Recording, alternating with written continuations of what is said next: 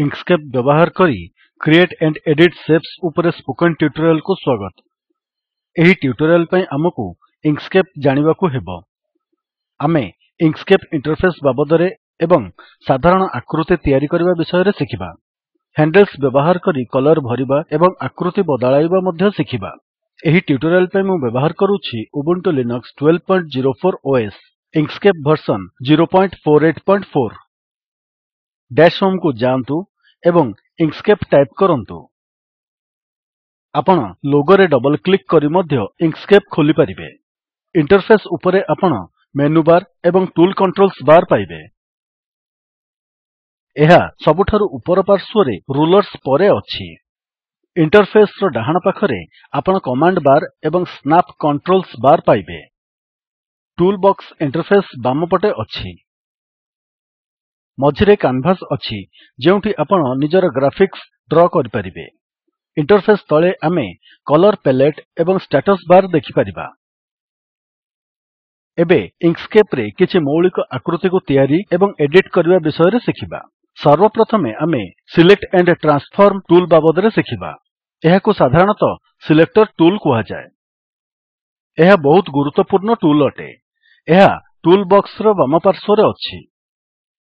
एही टूल सहित आपण ऑब्जेक्ट बाछि परिबे। कैनवास रे सेगुडी को ट्रांसफॉर्म एवं मूव करि परिबे। नुआ इंकस्केप डॉक्यूमेंट खोलिबा पई फाइल रे क्लिक करी न्यू बाछंतु एवं डिफॉल्ट रे क्लिक करंतु। विद्यमान इंकस्केप डॉक्यूमेंट को खोलिबा पई फाइल रे क्लिक करंतु एवं ओपन बाछंतु।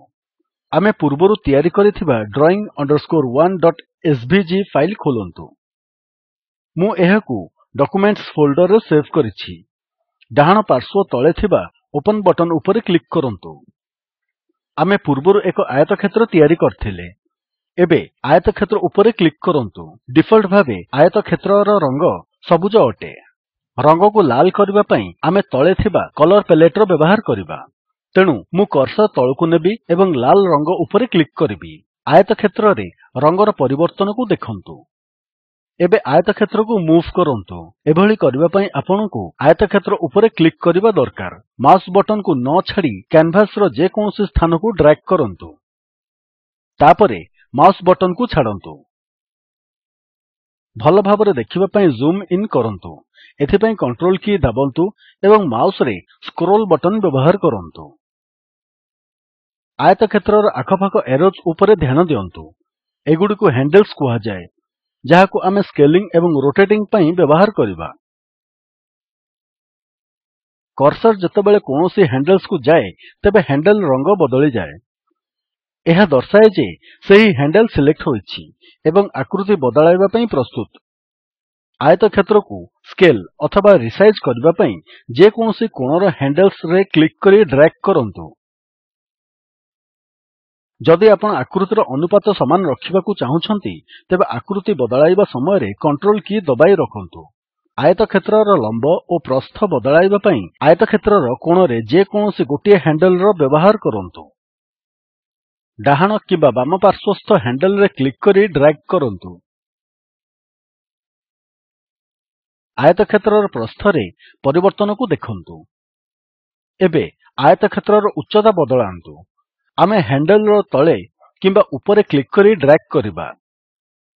आयतक्षेत्रर उच्चता रे परिवर्तन को देखंतु।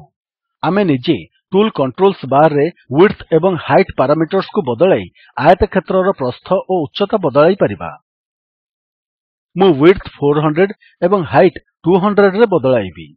आयतक्षेत्रर आकृति रे परिवर्तन को देखंतु। एही भଳି आपण X ओ Y अक्षर पोजिशन बदलाई ऑब्जेक्ट को मूव करि परिबे। एबे आयतक्षेत्र को केमिति रोटेट करंती सिखिबा। एथिपई पुणी थरे आयतक्षेत्र उपरे क्लिक करंतु। ध्यान दियंतु जे एबे कर्नर रे थिबा हैंडल्स रो आकार बदली जायछि। एहा रोटेशन पई प्रस्तुत बोली दर्शाउछि। मु हैंडल रो ऊपर डाहाण पटे क्लिक करिबी एवं आयतक्षेत्र को रोटेट करिबी।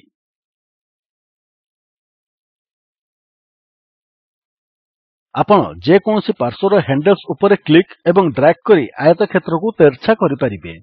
मु बाम मध्य हैंडल उपरे क्लिक करूछि एवं आयतक्षेत्र को तेरछा करबा पई एहाकू ऊपर किंबा तळकू ड्रैग करूछि। मु करिथिबा परिवर्तन गुडी को देखंतु। ଆମେ ଅନ୍ୟ ଟ୍ୟୁଟୋରିଆଲ୍ ରେ ଏହି ହ୍ୟାଣ୍ଡଲ୍ସ ର ବ୍ୟବହାର କରି କିଛି ଅଧିକ ବିସ୍ତାର ଭାବେ ଶିଖିବା। ଏବେ ଏହି ଆକୃତିକୁ ଅନସିଲେକ୍ଟ କରନ୍ତୁ।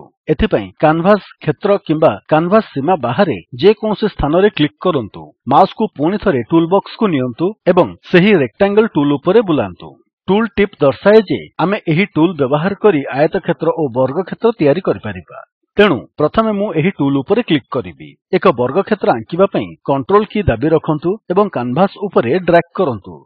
ମୁଁ ଏହାର ରଙ୍ଗ ଗୋଲାପୀକୁ ବଦଳାଉଛି। ଏକ ଆସାଇନମେଣ୍ଟ ଭାବେ ଟୁଲ୍ ବକ୍ସରୁ create circles and ellipses tool ବାଛନ୍ତୁ। କଣ୍ଟ୍ରୋଲ କୀ ବ୍ୟବହାର କରି କାନଭାସ୍ ଉପରେ ଏକ ବୃତ୍ତ ବନାନ୍ତୁ। ଏହାକୁ ନୀଳ ରଙ୍ଗ ଦିଅନ୍ତୁ। ଏହା ମୋର ବୃତ୍ତ ଅଟେ। ଏବେ ଏହି ବୃତ୍ତରେ ପରିବର୍ତ୍ତନ କେମିତି କରାଯାଏ ଶିଖିବା। ଆପଣ ବୃତ୍ତର ଆକୃତିକୁ ଏକ ଚାପ କିମ୍ବା ବୃତ୍ତଖଣ୍ଡରେ ପରିବର୍ତ୍ତନ କରିବା ପାଇଁ ଷ୍ଟାର୍ଟ ଏବଂ ଏଣ୍ଡ୍ ପାରାମିଟର୍ସ ବଦଳାଇ ପାରିବେ। ଏଠାରେ ଟୁଲ୍ କଣ୍ଟ୍ରୋଲ୍ସ ବାର୍ ରେ 3ଟି ଅପ୍ସନ୍ ଅଛି ଯାହା ଆକୃତି ମଧ୍ୟକୁ ଯିବାରେ ସାହାଯ୍ୟ କରେ। ମୁଁ ଷ୍ଟାର୍ଟ ପାରାମିଟରକୁ 100 ଏବଂ ଏଣ୍ଡ୍ ପାରାମିଟରକୁ -50 ରେ ବଦଳାଉଛି। ଆମେ ଦେଖୁଛେ ଯେ ବୃତ୍ତର ଆକୃତି ଏବେ ବୃତ୍ତଖଣ୍ଡ ଆକୃତିରେ ବଦଳି ଯାଇଛି। ଏବେ ମୁଁ ଆର୍କ ଆଇକନ୍ ଉପରେ କ୍ଲିକ୍ କରିବି ଏବଂ ଆମେ ଆକୃତିରେ ପରିବର୍ତ୍ତନକୁ ଦେଖିବା। ଆମେ ସର୍କଲ୍ ଆଇକନ୍ ରେ କ୍ଲିକ୍ କରି ବୃତ୍ତର ଆକୃତିକୁ ପୁନଃ ବଦଳାଇ ପାରିବା। ଏବେ ନିଜ କାନଭାସ୍ ରେ ବୃତ୍ତର ଆକୃତିକୁ ପାଖରୁ ଦେଖିବା। ଆକୃତିରେ 2ଟି ରିସାଇଜ୍ ହ୍ୟାଣ୍ଡଲ୍ସ ଏବଂ 2ଟି ସର୍କୁଲାର୍ ହ୍ୟାଣ୍ଡଲ୍ସ ଉପରେ ଧ୍ୟାନ ଦିଅନ୍ତୁ। ବୃତ୍ତର ଆକୃତିକୁ ଦୀର୍ଘ ବୃତ୍ତ ଆକୃତିରେ ପରିବର୍ତ୍ତନ କରିବା ପାଇଁ 2ଟି ରିସାଇଜ୍ ହ୍ୟାଣ୍ଡଲ୍ସ ବ୍ୟବହାର କରାଯାଇଥାଏ। ଏହି ହ୍ୟାଣ୍ଡଲ୍ ଗୁଡ଼ିକୁ ଉପର ତଳ କିମ୍ବା ବାମ ଡାହାଣ ଦିଗକୁ ଡ୍ରାଗ୍ କରନ୍ତୁ। ଆକୃତିରେ ପରିବର୍ତ୍ତନକୁ ଦେଖନ୍ତୁ। 2ଟି ଆର୍କ ହ୍ୟାଣ୍ଡଲ୍ସ ପରସ୍ପରକୁ ଓଭରଲ୍ୟାପ୍ କରନ୍ତି। ଆର୍କ ହ୍ୟାଣ୍ଡଲ୍ ଉପରେ କ୍ଲିକ୍ କରନ୍ତୁ ଏବଂ ଏହାକୁ ଆଣ୍ଟି କ୍ଲକୱାଇଜ୍ ମୁଭ୍ କରନ୍ତୁ। ଏବେ ଆମେ ଉଭୟ ଆର୍କ ହ୍ୟାଣ୍ଡଲ୍ସ ଦେଖିପାରିବା।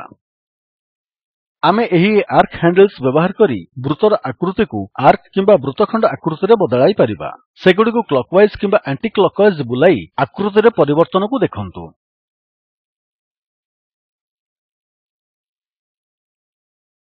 ଏବେ ଆମେ ଟୁଲ୍ ବକ୍ସରେ ରେକ୍ଟାଙ୍ଗଲ୍ ଟୁଲ୍ ଉପରେ କ୍ଲିକ୍ କରି ସ୍କ୍ୱେର୍ ଉପରେ କ୍ଲିକ୍ କରିବା।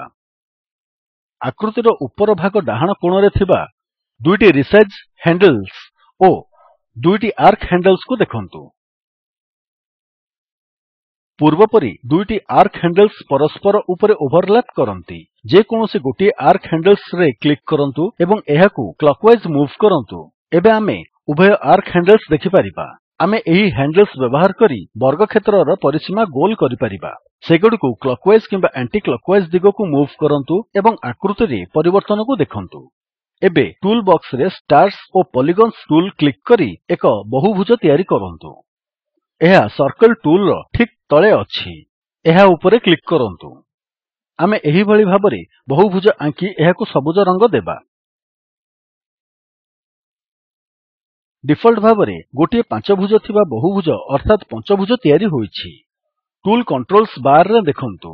ଏଠାରେ ବହୁଭୁଜର କୋଣ ସଂଖ୍ୟା 5 ବୋଲି ଦର୍ଶାଏ। ଆପଣ ସଂଖ୍ୟା 4 କରି ବର୍ଗ ଏବଂ 3 କରି ତ୍ରିଭୁଜ ତିଆରି କରିପାରିବେ। ଏହାକୁ ବୃଦ୍ଧି କଲେ ଆମେ ପଞ୍ଚଭୁଜ ଷଡଭୁଜ ଆଦି କରିପାରିବା। ବହୁଭୁଜ ଉପରେ ରିସାଇଜ୍ ହ୍ୟାଣ୍ଡଲ୍ ଦେଖନ୍ତୁ। ଆମେ ବହୁଭୁଜର ଆକୃତି ବଦଳାଇବା କିମ୍ବା ରୋଟେଟ୍ କରିବା ପାଇଁ ଏହାକୁ ବ୍ୟବହାର କରିପାରିବା। ଟୁଲ୍ କଣ୍ଟ୍ରୋଲ୍ସ ବାର୍ ରେ ପଲିଗନ୍ ଆଇକନ୍ ଆଗକୁ ଥିବା ଷ୍ଟାର୍ ଆଇକନ୍ ଉପରେ କ୍ଲିକ୍ କରି ଏହାକୁ ଷ୍ଟାର୍ ଆକୃତିରେ ବଦଳାନ୍ତୁ। ଷ୍ଟାର୍ ଆକୃତି ଉପରେ 2ଟି ହ୍ୟାଣ୍ଡଲ୍ସ ଦେଖନ୍ତୁ। ଗୋଟିଏ ମୁନରେ ଏବଂ ଅନ୍ୟଟି ଯୋଡରେ। ଷ୍ଟାର୍ ଆକୃତି ବଦଳାଇବା ଅଥବା ରୋଟେଟ୍ କରିବା ପାଇଁ ମୁନ ଉପରେ ଥିବା ହ୍ୟାଣ୍ଡଲ୍ କୁ କ୍ଲିକ୍ ଓ ଡ୍ରାଗ୍ କରନ୍ତୁ। ଆମେ ଅନ୍ୟ ହ୍ୟାଣ୍ଡଲ୍ ବ୍ୟବହାର କରି ଷ୍ଟାର୍ ଆକୃତିକୁ ତେର୍ଛା ଓ ବଦଳାଇ ପାରିବା। ଏହା ଉପରେ କ୍ଲିକ୍ କରନ୍ତୁ ଏବଂ କ୍ଲକୱାଇଜ୍ କିମ୍ବା ଆଣ୍ଟି କ୍ଲକୱାଇଜ୍ ମୁଭ୍ କରନ୍ତୁ ତଥା ଆକୃତି ଓ ଆକାର ଉପରେ ଧ୍ୟାନ ଦିଅନ୍ତୁ। ଆମେ ଏହି ଟ୍ୟୁଟୋରିଆଲ୍ ର ସମାପ୍ତିକୁ ଆସିଯାଇଛେ। ସଂକ୍ଷେପରେ ଏହି ଟ୍ୟୁଟୋରିଆଲ୍ ରେ ଆମେ ଇଙ୍କସ୍କେପ୍ ଇଣ୍ଟରଫେସ୍ ବାବଦରେ ଶିଖିଲେ। ଆମେ ମୌଳିକ ଆକୃତି ଯେପରି ଆୟତକ୍ଷେତ୍ର, ବର୍ଗକ୍ଷେତ୍ର, ବୃତ୍ତ, ଦୀର୍ଘବୃତ୍ତ, ବହୁଭୁଜ ଏବଂ ଷ୍ଟାର୍ ତିଆରି କରିବା ମଧ୍ୟ ଶିଖିଲେ। ହ୍ୟାଣ୍ଡଲ୍ସ ବ୍ୟବହାର କରି ଆକୃତିରେ ପରିବର୍ତ୍ତନ କରିବା ଏବଂ ରଙ୍ଗ ଦେବା ମଧ୍ୟ ଶିଖିଲେ। ଏକ ଆସାଇନମେଣ୍ଟ ଭାବେ ନୀଳ ରଙ୍ଗ ଦେଇ ଏକ ଆୟତକ୍ଷେତ୍ର ତିଆରି କରନ୍ତୁ। ଲାଲ ରଙ୍ଗ ଦେଇ ଏକ ବୃତ୍ତ ତିଆରି କରନ୍ତୁ। ସବୁଜ ରଙ୍ଗରେ 7 ଭୁଜ ବିଶିଷ୍ଟ ଷ୍ଟାର୍ କରନ୍ତୁ। ଆପଣଙ୍କ ସମ୍ପୂର୍ଣ୍ଣ ଆସାଇନମେଣ୍ଟ ଏହିଭଳି ଦେଖାଯିବା ଉଚିତ। ନିମ୍ନ ଲିଙ୍କ୍ ରେ ଉପଲବ୍ଧ ଭିଡିଓକୁ ଦେଖନ୍ତୁ। ଏହା ସ୍ପୋକେନ୍ ଟ୍ୟୁଟୋରିଆଲ ପ୍ରୋଜେକ୍ଟକୁ ସାରାଂଶିତ କରେ। ଯଦି ଆପଣଙ୍କର ଭଲ ବ୍ୟାଣ୍ଡୱିଡଥ୍ ନାହିଁ, ଆପଣ ଏହାକୁ ଡାଉନଲୋଡ୍ କରି ଦେଖିପାରିବେ। Spoken tutorial project team spoken tutorials ବ୍ୟବହାର କରି କର୍ମଶାଳାମାନ ଚଲାନ୍ତି। ଅନଲାଇନ୍ ଟେଷ୍ଟ ପାସ୍ କରୁଥିବା ବ୍ୟକ୍ତିଙ୍କୁ ପ୍ରମାଣପତ୍ର ଦିଅନ୍ତି। ଅଧିକ ବିବରଣୀ ପାଇଁ ଦୟାକରି contact@spoken-tutorial.org କୁ ଲେଖନ୍ତୁ। Spoken tutorial project talk to a teacher ପ୍ରୋଜେକ୍ଟର ଏକ ଅଂଶ। ଏହା ଭାରତ ସରକାରଙ୍କ MHRDର ଆଇସିଟି ମାଧ୍ୟମରେ ରାଷ୍ଟ୍ରୀୟ ସାକ୍ଷରତା ମିଶନ୍ ଦ୍ୱାରା ସମର୍ଥିତ। ଏହି ମିଶନ୍ ଉପରେ ଅଧିକ ବିବରଣୀ ନିମ୍ନ ଲିଙ୍କ୍ ରେ ଉପଲବ୍ଧ। ଆମେ ଏହି ଟ୍ୟୁଟୋରିଆଲର ଶେଷକୁ ଆସିଯାଇଛେ। ଆଇଆଇଟି ବମ୍ବେ ତରଫରୁ ମୁଁ ପ୍ରଦୀପ ଚନ୍ଦ୍ର ମହାପାତ୍ର ଆପଣଙ୍କଠାରୁ ବିଦାୟ ନେଉଛି। ଆମ ସହିତ ଜଡ଼ିତ ହୋଇଥିବାରୁ ଧନ୍ୟବାଦ।